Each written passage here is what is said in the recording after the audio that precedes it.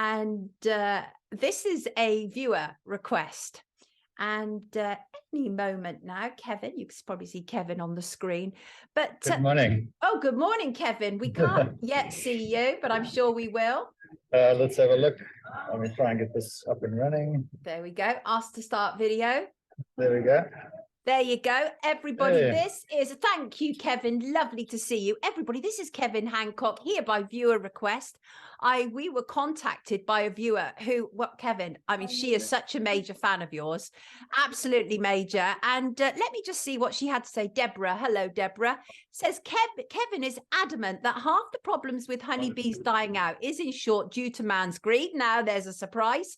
Not only is Kevin fascinating, charismatic, and extremely knowledgeable, my bees ended up staying in situ because she moved into a property last year where wild bees inhabited a tumble-down shed. She thought about moving them, made a few phone calls, and then she stumbled across this man. And this man is basically revolutionizing how people are seeing bees. Now, Kevin, first of all, welcome to Rise. Lovely to have you. Thank you very much. So nice to be here. She said you're a beeliner rather than a beekeeper. What's the distinction? So I'm more of a host than a beekeeper, bee hosting opposed to beekeeping. My interest is the pursuit or the hunting of bees, which is a pre-Victorian art of beelining, which is hunting bees. Like we're going to make a beeline for the pub. This is making a beeline to actually find honeybees. So from my research over the last 40 odd years with bees living wild, I've then adapted what they like into a nest box.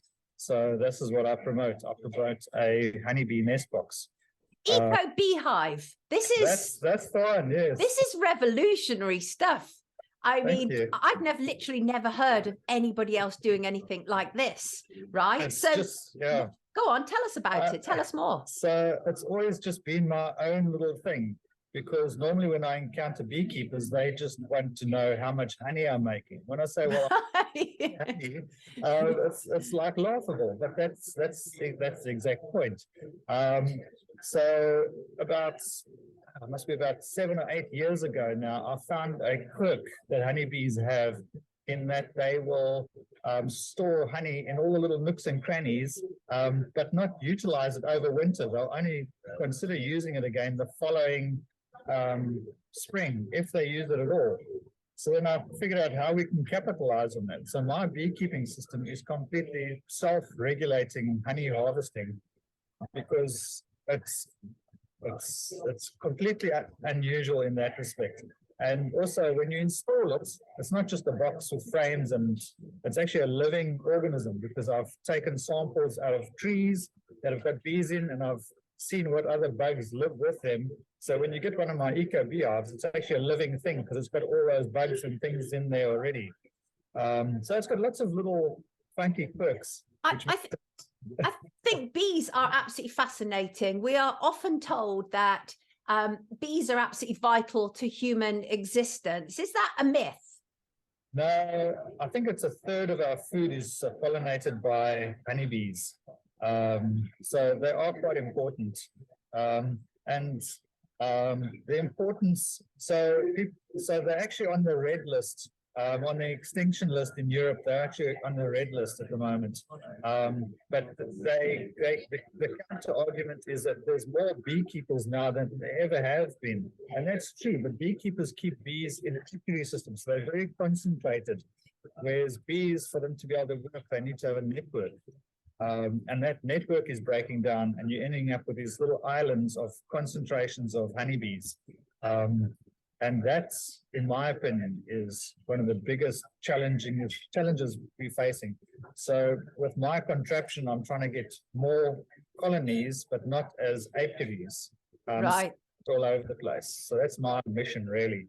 And you want to de-stress these bees, don't you? I mean, because what we're getting obviously is beekeeping on an industrial level, as everything else, because it's all about money and greed and profit, etc., etc. But you say quite simply, no stress on bees equals happy, healthy bees equals happy, healthy honey.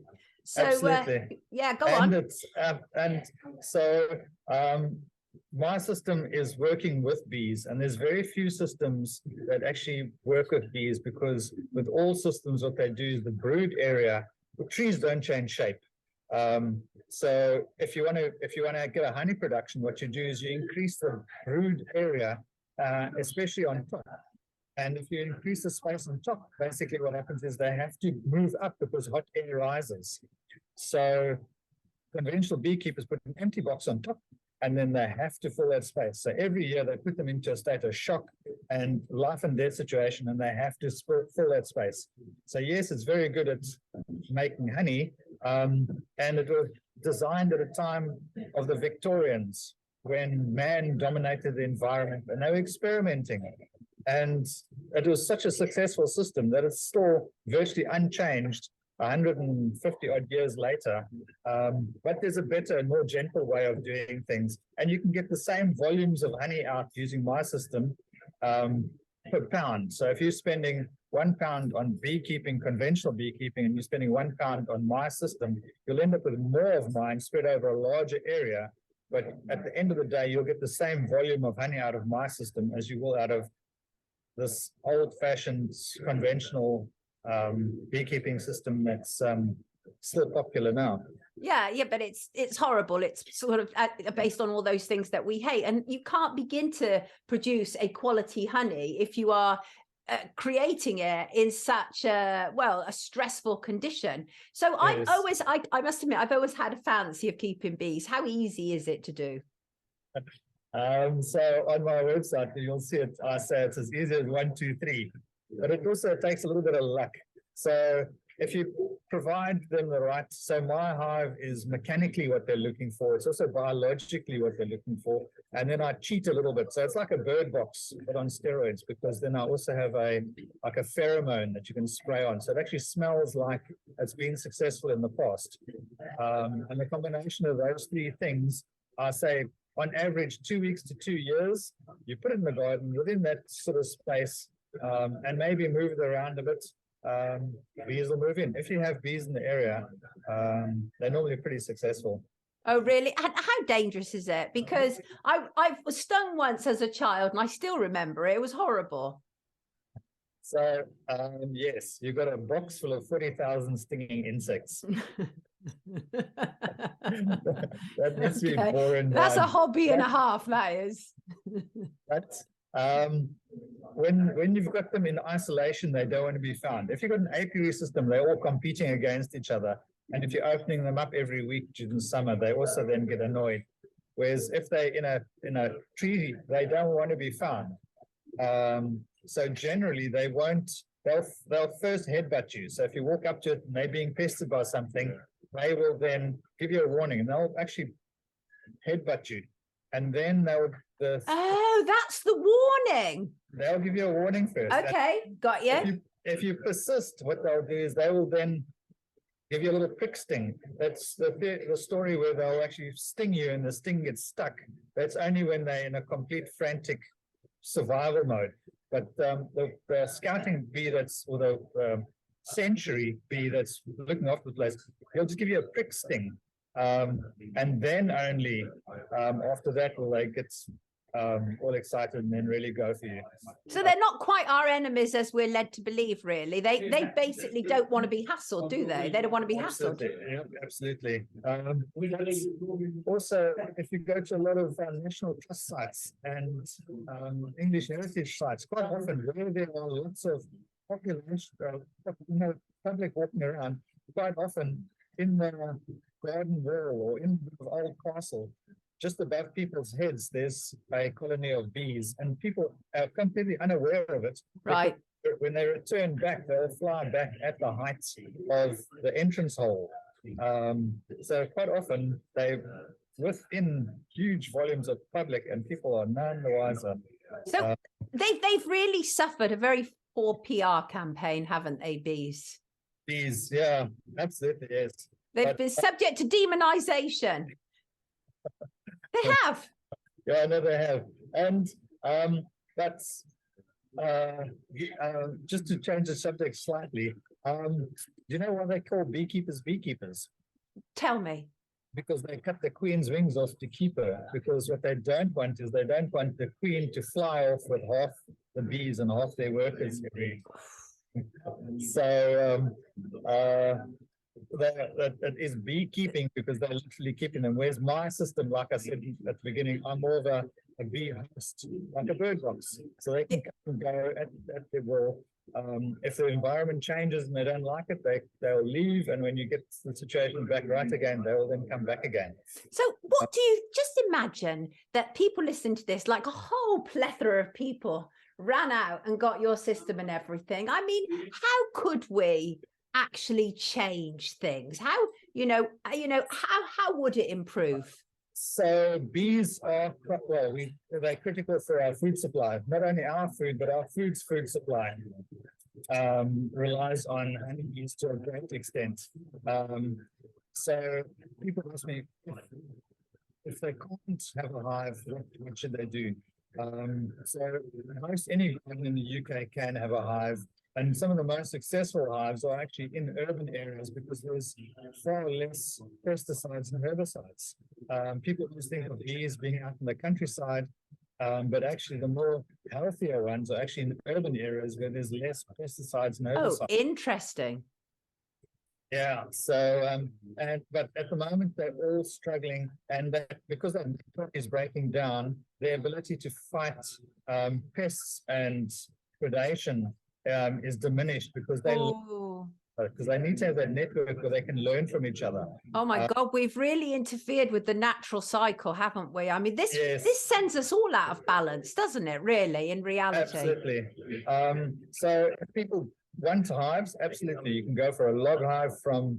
There's quite a few people that make log hives, which you put up in a tree, or you can get the eco beehive, which is my system, or you can just buy my book and have a read and find out how you can help.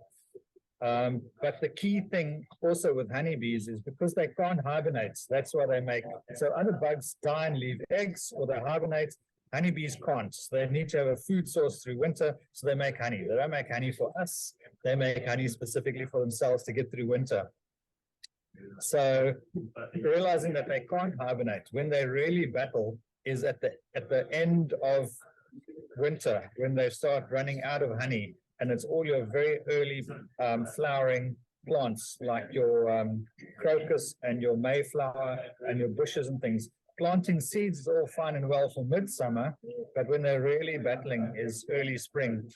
And also bumblebees really battle at, well, not all bumblebees. There's about 300 different types of bumblebee, but there's only one honeybee.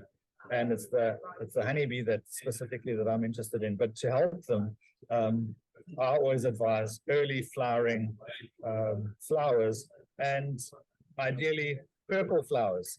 Honeybees are quite interesting in that they can see ultraviolet spectrum, and they can see blue purpley color. Oh my gosh. If you have flowers, mine of information, the secret world of bees here. Yes. So flowers, if it's a big flower, they can be like daisies, which are white with a yellow center, but they give off a signature, an infrared signature, and bees can see that signature.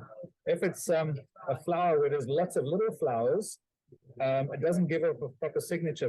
What then happens is they then become purple flowers, and then the bees can see the purple color. So quite often when you see purple flowers, it's lots of little flowers, and when you see big flowers, they're colorful because they're giving off the signature.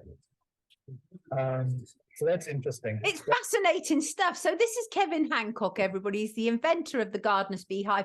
Tell us your website address, Kevin. I'm sure people will want to find out more. Thank you. Yes, so it's you just Google Gardener's Beehive or Eco Beehive, and I'll come up. And if you want to get my book, it's on Amazon. You can either just put in Kevin Hancock, or you can put in Gardener's Beehive. Beehive for everybody. This is wonderful stuff, Deborah. Thank you for suggesting, Kevin. I mean, it is actually fascinating. A completely different. I mean, one of the things about Rise is, as I was saying before you joined us, is we like variety, and this certainly adds to variety. But this is absolutely important, vital for our ecosystem. So please remember that. Absolutely important. Kevin, thank you for joining us this morning. We really do appreciate it. Anytime. Thank you very much. Thank you. Take care. Have a good Friday. Take care. You too. Cheers, Open guys. my mind. Wonderful. Absolutely love it. This is what we need. We actually need this because what he's actually doing is he's helping our world.